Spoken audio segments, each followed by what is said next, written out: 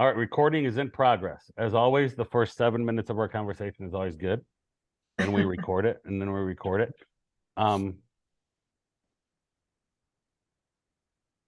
Three-part series on 3 reasons you're not losing fat or weight that have nothing to do with diet and exercise.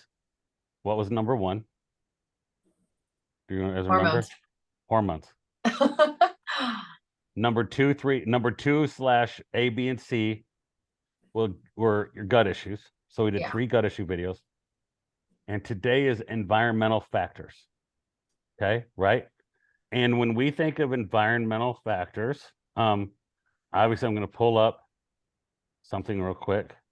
When I think of environmental factors, I think of, I don't know, breathing air conditioning all day, mold in the homes, plastic waters we drink. I mean, shoot me in the, tell me if I'm way off, right? Phytoestrogens in products we use. Mm-hmm. I know a family that lived on a golf course. Their child had rheumatoid arthritis. They moved off the golf course. She no longer had rheumatoid arthritis, and she was a dancer. Mm-hmm. Say what you want about how they treat it. Right. I'm going to read, Mike, can I read what the text you sent us? Sure. Yeah, we can.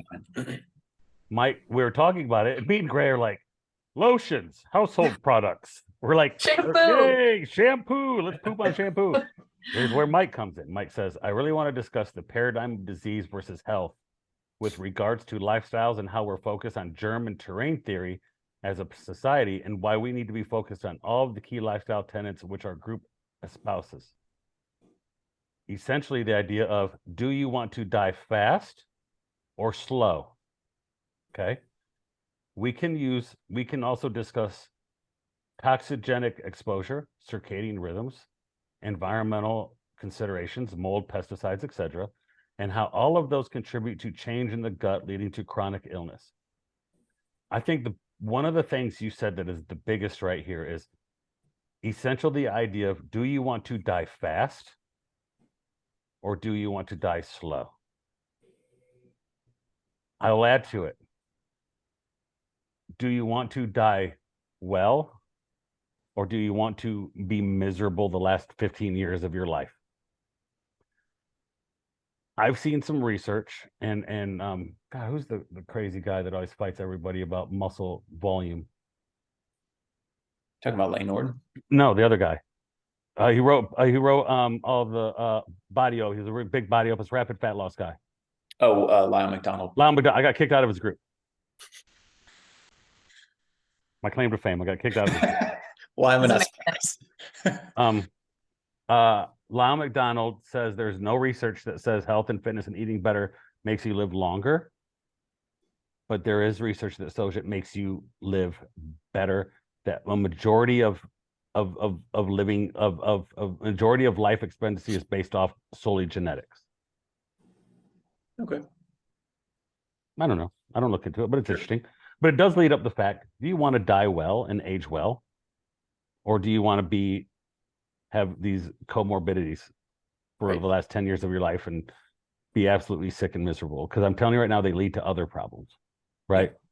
So when we think of environmental exposures and why you're not losing weight, we keep this to being healthy, losing weight, being a good, healthy size. What are the main things we need to be looking at? What is the average person watching this video going to get from something that we're going to talk about? I think the biggest takeaway for people is they're really looking at these videos and they're looking for the one thing. So what's that it factor that really is going to shift the whole balance for whoever it is, for me, for you? Yeah, does that even exist? Really going to give me less fat, more muscle. I'm going to have more energy. I'm going to sleep better. I'm going to be able to be more focused at work, focused for my kids, productive, make more money, all of those different things, which is great. But the thing you want to be thinking about is, and that quote, die fast or die slow, it's from Peter Attia. And so Peter Attia is an MD. And so he talks about this concept, which I think people need to kind of grasp and wrap their heads around. And I'll give you a few more analogies for it. So die slow means that you acquire a lifestyle that you basically live to the full life expectancy, but you have lost your vitality in life well before you actually die.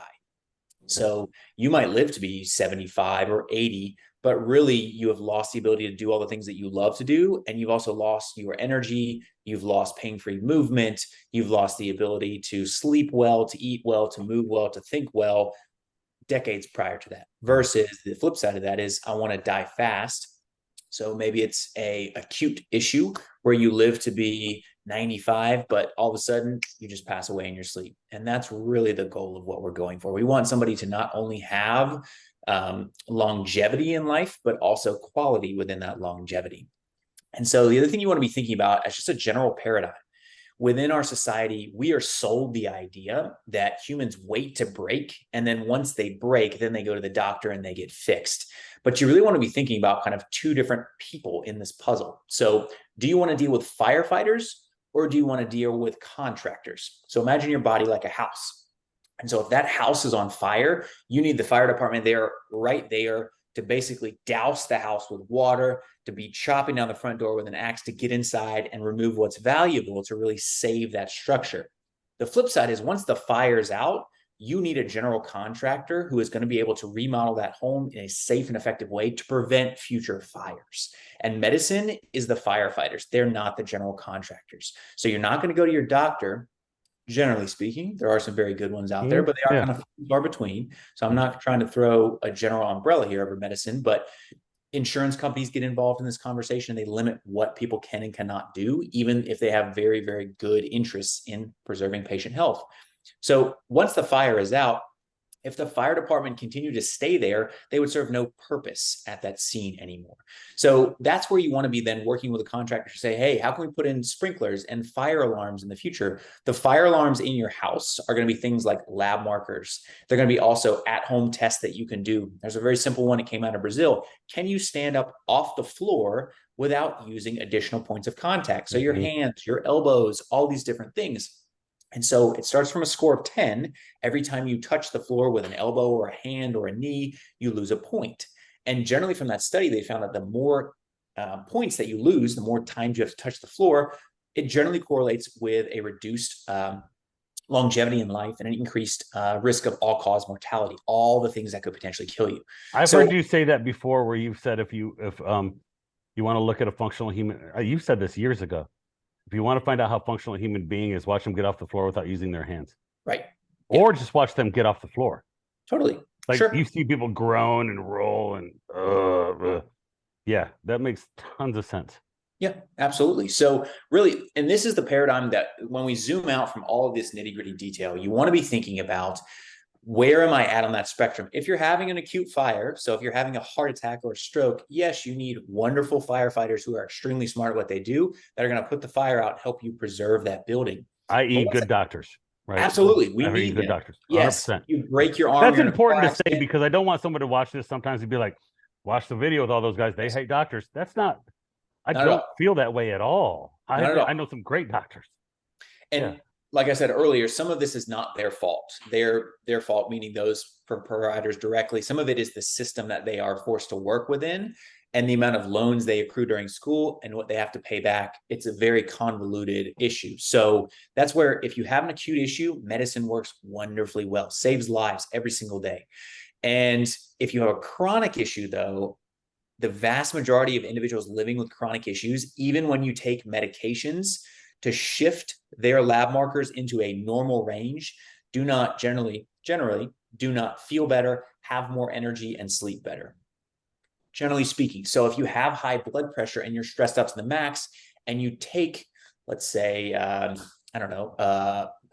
beta blocker or an ACE inhibitor, any of these drug classes that help to reduce blood pressure, even if those numbers come back down into range, you will likely sense a mild improvement if you're getting headaches from that blood pressure, something like that.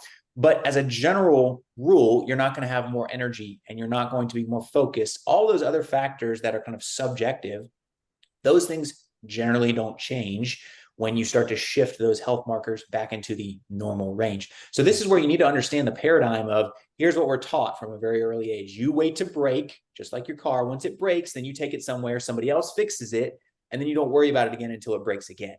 The flip side of that equation is we need to be thinking about, hey, I probably need to understand a little bit about my car so that if the tire looks flat, I can probably do something to fix that in the interim, make sure it's not a bigger problem, solve that small problem, and keep moving forward. And it doesn't disrupt every aspect of my life. And really, we don't get taught those things in society. So it comes down to really two factors. Education. You can sum up health into two things. Education, when you look at the studies on what are the biggest indicators of health of a person's lifespan, the biggest factor with that is education. And this is not only structured education, but this is also self-education. And so when you're looking at those individuals that tend to struggle with a variety of health concerns over the course of their life, they tend to be from lower socioeconomic classes, but also lower education levels. This is just generally across the board. This isn't my opinion. It's supported in the statistics and the literature. And the second thing that you 100% have control over is self-discipline. And so those are the two biggest factors that generally control health in a global scale for the individual, meaning that a variety of different tenets in a person's life, generally speaking, because obviously some things can happen to you and it's out of your control. But usually if you become more educated on a topic and then you understand how to consistently apply those things with self-discipline, you will get healthier, whatever the metric is. Within those self-disciplines, there are little notches underneath that, which there's little points underneath that when you look at habit change. I've heard you say, yes, education is important, but culture, community, leading by example, and environment are way more important than some of that. Yeah. Right. Totally. And that's where I'm speaking in, it's kind of sweeping generalizations. Yes. So you can pick this apart. If you took out a soundbite, you could say, well, he's wrong on this. Agreed. But again, we don't have an hour and a half to really kind of go through all this. Yeah. So that's where, when you're thinking about this generalized paradigm, you want to be thinking about this all the time. Go watch TV for 5 minutes. I can guarantee you in those 5 minutes, if they're commercials, you're going to see at least 2 drug commercials. It's going to happen every single time.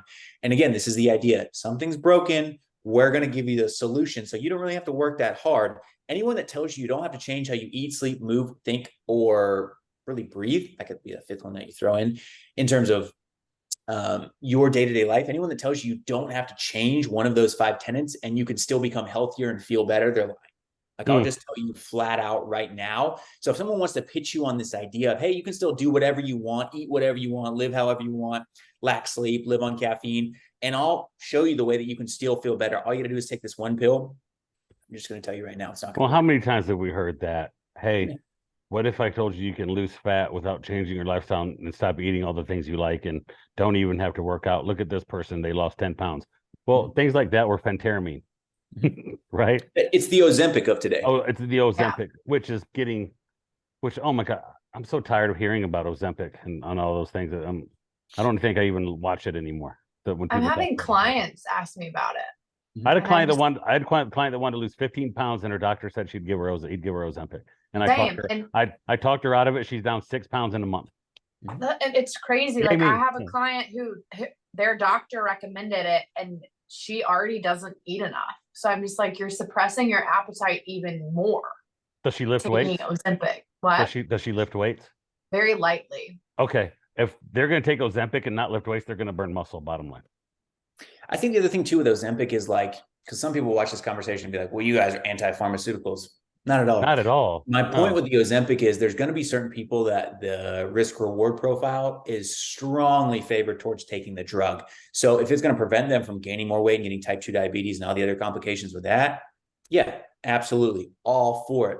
But the individual who, let's say they're 30 pounds overweight and they're like, well, I've been kind of yo-yo dieting for most of my life. I'm just ready to get this off and take this medication. Look into that literature, because I can tell you that the vast majority of studies on this, the one thing that they're not talking about is, yes, there's global weight loss, but what percentage of that weight loss, like you said, Josh, is muscle, and what percentage of that is fat? That is the most important takeaway from any drug that's promising weight loss. Because if you lose, let's say 20 pounds, but 50% of that is muscle. If you're a female and you just lost 10 pounds of muscle, it'll probably take you at least 3 years to put that back on your body. It just is what it is. So you're essentially taking a, you're cashing a short-term check in the hopes that you can eventually rebuild that bank balance over the next 3 years. Most people aren't going to. So talking about environmental factors. Right. Yeah. So, all right. Okay, so that's fine. That's fine. Hard right turn. So the reason why I paint that picture is when we start talking about this environmental piece, this kind of gets kind of shoved into the corner and people are like, environmental stuff, mold, you know, that's really kind of you to your allergists for that. And maybe you're allergic to mold, but if you're not allergic, it's not a problem. Well, what we really want to kind of unpack here is, as you said, there's certain things that we get exposed to on a daily basis that people kind of brush off, they brush under the rug. That's not a main concern.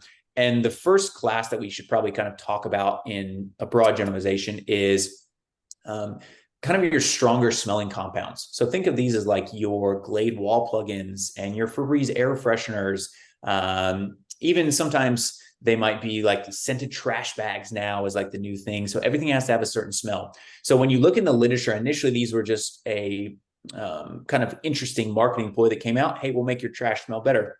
What they found was that these chemicals over time, they're known as EDC, endocrine disrupting chemicals. And so this is the literature. Initially, it was like, there's no way this can actually happen. And as I talked about in the last video, kind of those 3 stages in medicine, where the first stage is like, this is absurd. There's no way this can actually happen. Stage 2 is, okay, this is a real thing, but it doesn't actually affect humans in any clinical way. And then stage 3 is, hey, look at this new thing we just discovered. You should probably be aware of it. So EDCs were initially kind of a step 1, probably 2 decades ago.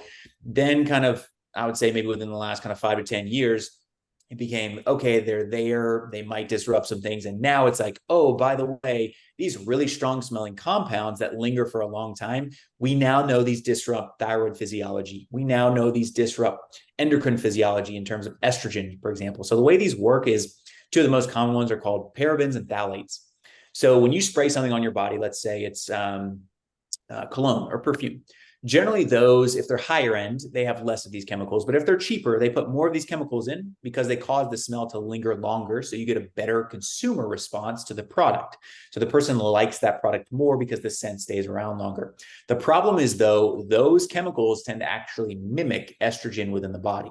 And so they are called xenoestrogens because basically they present to the estrogen receptor and bind to it, even though they're not an actual hormone. So you still get the effects, quote unquote, of estrogen without actually having estrogen in your body. That sounds horrible. Yeah.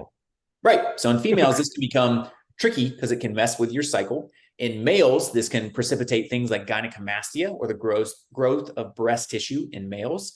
And so this was even, there was even an essential oil, which was linked to gynecomastia in terms of topical exposure. It was called lavender. So when people are talking about these things and they're like, oh, it's, you know, it's natural and it's lavender. And so there's no main concerns with that. Again, it was shown to be an endocrine disrupting chemical, same as these really, really strong chemicals that are potentially in your environment. You walk in most places nowadays and you're greeted with really, really strong smells of some kind. A lot of times those are parabens and phthalates. So that would kind of be the first piece. The second piece that we want to kind of unpack for people is, in general, yes, you can go to an allergist, you can get mold testing and these sort of things, but generally mold is kind of thought of as mainly a respiratory issue. And so if you're not having respiratory issues, you're not having asthma and you're not having wheezing, it's probably not mold. If you really get into the literature on mold and what they secrete, they're called mycotoxins. And it's kind of the mold's natural defense mechanism in life. So out in nature, it secretes these things which kill other organisms so that they can survive in the biological terrain. Well, if you look at mycotoxins in general, they can not only precipitate neurological signs and symptoms, so they can kind of give you tingling and paresthesias in your limbs. They also tend to wreck the immune system and they wreck the GI tract. So they tend to lower immune function and they tend to disrupt the microbiome. We talked about leaky gut a ways back and how that was kind of a fringe idea. And now it's supported by mainstream medicine. Well, what tends to happen with these mycotoxins is they go in and disrupt the microbiome. They can cause that leakiness to increase. They can precipitate food allergies and food sensitivities. So as we talked about before, the food isn't really always the problem. It's more so what's happening to the immune system. So this is just kind of a broad overview of these things. And smart people debate both sides of this. I would encourage you, if you're interested in this topic or you're wondering if this is a problem, there's many different things that you can kind of just be aware of and look for in your own home. You can buy a indoor humidity monitor. That's just $9, $10 on Amazon. check your indoor humidity. If it's above 55, 60%, there's a pretty good chance that you have the right environment for mold growth. And the EPA now estimates that 50% of indoor buildings are infected by mold. So we have a good friend. We all have a friend. We all have a relationship, a guy we know, who took over Athletes Arena as a small baby, who is now remodeling the whole inside of his house because his house is a mold that his baby is allergic to, causing major disruptions in things like breathing and health for their kid. They're either told to sell your home, it's their dream home, or do all the remodeling inside of your home because this mold is exactly what your daughter is allergic to. Right. And that's where medicine will tell you that it's just an allergy type thing. Yep. And that is valid too. But I think now as we're learning more, there's so many other pieces to this whole puzzle. And so this is where big takeaway with mold is treating it with bleach is actually the worst thing you can do. So the EPA doesn't recommend that. This is common knowledge that everybody, you see a little mold, you can just scrub it off with bleach and you're good to go. That's not the case at all. There's so many different types of mold. There's Stachybotrys, which everybody knows about, the black mold. That's kind of but then there's also Aspergillus. There's also Chaetomium. There's Fusarium. There's Ochratoxin A. There's all these different molds that are out there. And so this is where environment becomes a bigger concern because molds tend to also disrupt estrogen metabolism. And so you don't clear estrogens as well. And so when we're thinking about this whole body weight piece, it's like, okay, so this mold thing is happening. Well, how does this even relate to my body weight? Well, you're probably going to be exposed over the course of your lifetime, somewhere, sometime, someplace. And so whether or not you can actually clear that and metabolize that, there's a large genetic component. We won't get too deep in the weeds, but about 24% of the population has a air and genetic metabolism of something called HLA. So these human leukocyte antigen presenting complexes. And so these kind of show the immune system, hey, here's what this is. This is a problem. So let's get rid of it. And so if you have an HLA mutation, you tend to not present those things to the immune system as easily. And so this can also precipitate other autoimmune conditions, which have AIRs and like HLA-B27, like ankylosing spondylitis, and these other things that tend to correlate with that. So big picture is there's a genetic piece of this puzzle. There's also a variety of lifestyle pieces that can influence how well you clear these things. So mold is another big one. So it's a huge topic. We could talk about it for a long, long time. I've had multiple exposures. So that's kind of how I became familiar with this. So we've talked about mold. Okay. We've talked about perfumes, lotions, right? These are the ones I think a lot of people know. Mold in the house, perfumes, lotions, phytoestrogens, parabens, right? Things like that. One of the ones that I want you to school me on, cooking food in plastic bowls and plastic water bottles. Yeah. And if I can add to that too, candles. Oh, yeah. So we'll start with candles. So they were more of the Yankee Candle. I think they kind of took a hard right turn when all of this started coming out with the different types of chemicals that were being added to candles and what they were burning off and kind of putting aerosolizing. And so a lot of that has changed. As a general rule of thumb, get soy-based candles. Those are pretty much, or beeswax-based candles. Those are going to be your safest options. In general, indoor air is sometimes even dirtier than outdoor air in terms of the particulate matter that's in the air. So you can get air purifiers and go that route if you live near a major highway and you like to burn candles and those sort of things. However, I would just encourage people circulate the indoor and outdoor air as much as possible. Open the windows at night, get fresh air in. One of the best things you can do, given we live most of our lives indoors, stick your head in your HVAC unit. Just see, I've seen so many HVAC units that had mold in them that had additional kind of residue from either smoking or from candles, things that were burning off into the air, and then the HVAC was sucking it in and then recirculating. So again, just regular routine maintenance of these things in the house can make a big, big difference. But candles in general, if you like them, choose more of the soy, the beeswax. It's personal preference. There's a reason why when you open the doors and you go outside or open the doors, people go, oh, it feels good. Right? Yep. I mean, don't we gnostically know that that's good for us? Yep. Right. Exactly. We got 8 minutes. Can you touch on, because this is the one that my mom gets on me about, because my mom doesn't drink tap water. My mom doesn't cook anything in plastic, hates plastic bottles, cooks everything in glass, and cooks everything. All her water is in shaped plastic bottles. Hmm. And she gets on me when she comes over if I cook anything in do anything in the microwave in a plastic bowl. Yeah. Okay. Talk to me. Okay. All right. So, but you can understand how some people can look at that and be like, "Come, what are we like?" Right? Like I got a friend of mine that won't be in the room when the microwave's on. Yeah. So I think you could take all these things to the extreme, probably to the paranoid neuroticism extreme.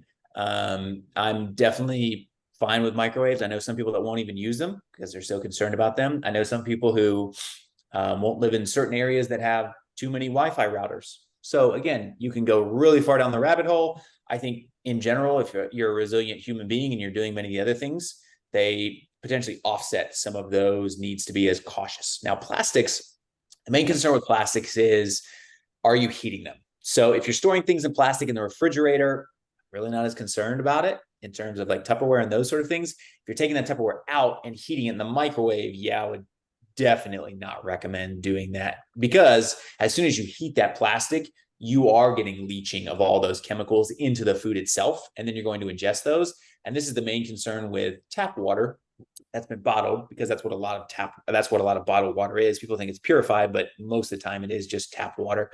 And so when you're getting these bottles, you're thinking, well, they're in the supermarket, they haven't been heated up. Right. But the vast majority of those trucks that transport them are not temperature controlled. They are sitting out in the heat. And so as a result of that, you are seeing an increase in microplastics in even purified distilled water. And this is in the literature.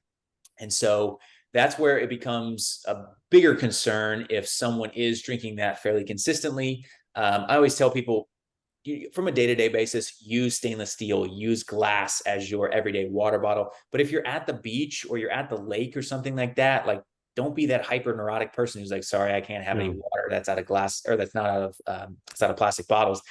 You have to be a resilient human and be able to handle some of these exposures. Doing them every day is the biggest problem. And that's the same thing for all of these things we're going to talk about. You're not going to eat ice cream every single day, but if you can't handle ice cream every once in a while because your gut's so jacked up, provided you're not, I don't know, anaphylactically allergic to dairy, that's an additional problem. You need to be a resilient human being. You need to handle sometimes without sleep or with less sleep. Mm-hmm. And you need to be able to handle sometimes where you train a little bit too hard and you need to know how to bounce back from that. So you need to have resiliency on both ends of that spectrum. Plastics, though, it's a conscious choice that we make. There's no real benefit to heating them up other than it's convenient. Just use Pyrex, take the plastic lid off and heat it up, put a paper towel over it. This is one where I kind of just have a hard stance on it. I would never heat plastic of any kind. And I just really wouldn't drink out of plastic bottles consistently. So if we're looking at, if we're taking looking at this from a scientific eye, from a lens of non-bias, mm-hmm. there is research that says, there are molds in the house that can really mess you up, mm-hmm. right? There are certain chemicals in lotions and perfumes and scented candles and things like that, and plugins that we probably shouldn't have 24/7 running through our house, right? You probably shouldn't heat up plastic and eat out of a plastic bowl, but once in a while having plastic, we should usually have glass, right? Those things can mess with endocrine system. Mm-hmm. They can mess with hormones. They can mess with toxins in your body, which who know what they do, right? There is scientific literature that shows that maybe we shouldn't do that all the time, mm-hmm. right? Yeah. I think the biggest thing I try to teach with my clients too, like when they have any kind of questions about any chemicals or whatever, is you only have to do, like, you don't have to go 100%.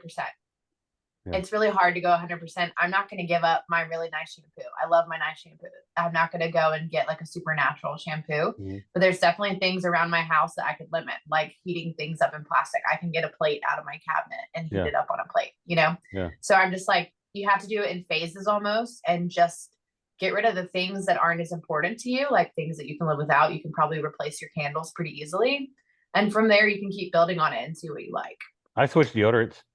Yeah. And the other thing too is you want to think about like the amount that you're exposed to it. And so, for Right. example, like the deodorant example, all people that they're like, well, I switched to native deodorant, which is like $15 a stick, just as a personal gripe. I just don't want to pay $15 for deodorant. Yeah. So I always tell people, like, you're not sick or chronically ill because you're not using the right deodorant. But if you're looking for like that low hanging fruit where it's like, what are some things that I can potentially remove? Slathering your whole body with Bath and Body Works every single night when you get out of the shower, maybe want to look into some different options. And this is not to say Bath and Body Works makes you chronically ill. You are a bucket. How much of that bucket is being filled up by all these different exposures? So Right. can you remove some heavy hitters that you're probably drowned in every single day? Air fresheners in your car, in your home, all these things that aren't necessary. They're just nice kind of like to haves, but they're not must haves. So that's where, like you said, Gray, it's a perfect point that pick those things that are really important to you, whether it's a nice cologne or perfume or whatever it is. I love this one candle. Cool. So burn that candle and then get some good ventilation going after the fact.